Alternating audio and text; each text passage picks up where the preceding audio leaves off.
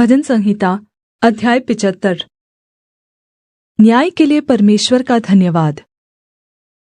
हे परमेश्वर, हम तेरा धन्यवाद करते, हम तेरे नाम का धन्यवाद करते हैं, क्योंकि तेरा नाम प्रगट हुआ है, तेरे आश्चर्य कर्मों का वर्णन हो रहा है।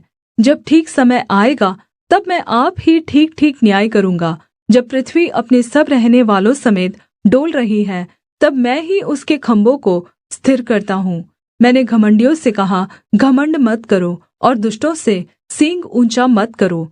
अपना सींग बहुत ऊँचा मत करो, न सिर उठाकर ढिठाई की बात बोलो, क्योंकि बढ़ती न तो पूरब से, न पश्चिम से, और न जंगल की ओर से आती है, परन्तु परमेश्वर ही न्यायी है। वह एक को घटाता और दूसरे को बढ़ाता है। यहोवा के हाथ में एक कटोरा है, जिसमें का दाखमधु झाग वाला है, उसमें मसाला मिला है, और वह उसमें से उण्डेलता है। निश्चय उसकी तलछट तक पृथ्वी के सब दुष्ट लोग पी जाएंगे, परन्तु मैं तो सदा प्रचार करता रहूँगा। मैं याकूब के परमेश्वर का भजन गाऊँगा। दुष्टों के सब सींगों को मैं काट डालूँगा, परन्तु धर्मी के सींग ऊँचे किए जाएंगे। Please subscribe my YouTube channel. भजन संहिता अध्याय 76। जयवन्त परमेश्वर। परमेश्वर यहूदा में जाना गया है, उसका नाम इस्राएल में महान हुआ है, और उसका मंडप शालेम में और उसका धाम सिय्योन में है। वहाँ उसने तीरों को, ढाल, तलवार को और युद्ध के अन्य हथियारों को तोड़ डाला। हे परमेश्वर, तू तो ज्योतिर्मय है, तू अहेर से भरे हुए पहाड़ों से अधिक उत्तम और महान है। दृढ़ मन वाले लुट गए और भरी नींद में पड़े हैं, और शूरवीरों में से किसी का हाथ न चला। हे याकूब के परमेश्वर, तेरी घुड़की से रथों समेत घोड़े भारी नींद में पड़े हैं। केवल तू ही भययोग्य है, और जब तू क्रोध करने लगे तब तेरे सामने कौन खड़ा रह सकेगा। तूने स्वर्ग से निर्णय सुनाया है, पृथ्वी उस समय सुनकर डर गई और चुप रही। जब परमेश्वर न्याय करने को और पृथ्वी के सब नम्र लोगों का उद्धार करने को उठा, निश्चय मनुष्य की जलजलाहट तेरी स्तुति का कारण हो जाएगी, और जो जलजलाहट रह जाए उसको तू रोकेगा। अपने परमेश्वर यहोवा की मन्नत मानो और पूरी भी करो। वह जो भय के योग्य है, उसके आसपास के सब उसके लिए भेंट ले आए।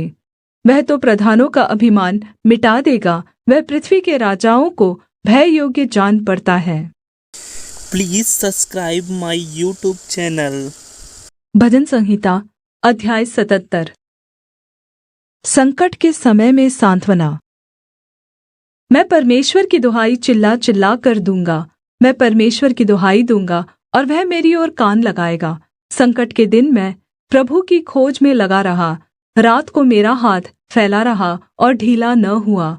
मुझ में शान्ति आई ही नहीं। मैं परमेश्वर का स्मरण कर करके कराहता हूँ। मैं चिन्ता करते करते मूर्छित हो चला हूँ। तू मुझे झपकी लगने नहीं देता। मैं ऐसा घबराया हूँ कि मेरे मुँह से बात नहीं निकलती। मैंने प्राचीन काल के दिनों को और युग युग के वर्षों को सोचा है। मैं रात के समय अपने गीत को स्मरण करता और मन में ध्यान करता हूँ, और मन में भली भांति विचार करता हूँ। क्या प्रभु युग युग के लिए मुझे छोड़ देगा और फिर कभी प्रसन्न न होगा? क्या उसकी करुणा सदा के लिए जाती रही? क्या उसका वचन पीढ़ी पीढ़ी के लिए निष्फल हो गया है? क्या परमेश्वर अनुग्रह करना भूल गया? क्या उसने क्रोध करके अपनी सब दया को रोक रखा है? मैंने कहा, यह तो मेरा दुख है कि परम प्रधान का दाहिना हाथ बदल गया है। मैं यहोवा के बड़े कामों की चर्चा करूँगा। निश्चय मैं तेरे प्राचीन काल वाले अद्भुत कामों को स्मरण करूँगा।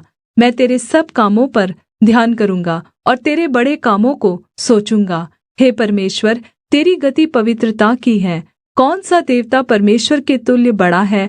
अद्भुत काम करने वाला परमेश्वर तू ही है। तूने देश देश के लोगों पर अपनी शक्ति प्रगट की है। तूने अपने भुजबल से अपनी प्रजा याकूब और यूसुफ के वंश को छुड़ा लिया है।